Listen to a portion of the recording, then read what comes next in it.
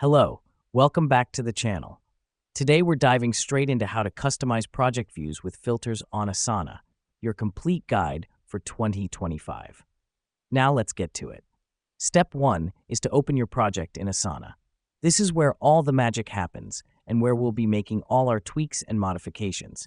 Remember, the goal here is to create a project view that best suits your workflow.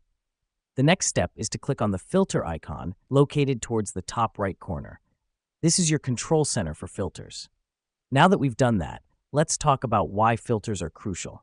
They allow you to streamline your project view and zero in on specific tasks, which will greatly enhance your productivity. Next up is to select a filter category. You can choose from assignee, due date, tags, and more. The reason we do this is to narrow our focus on what matters most for our project. After selecting a category, you'll then choose specific criteria within that category. For example, if you selected assignee, you can now choose to view only tasks assigned to a particular team member. This helps us because it allows us to see exactly who is responsible for what, ensuring everyone is on track with their tasks. Finally, click on Apply Filter. This will update your project view according to your selected criteria. It's like having a personalized lens to view your project, enabling you to access the information you need quickly and efficiently. Let me explain why this matters.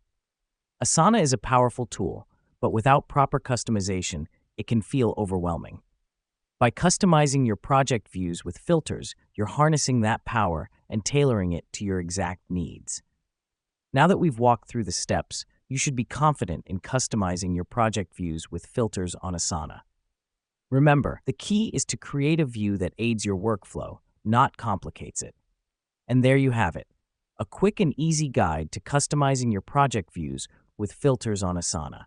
Thanks for tuning in, and until next time, happy project managing.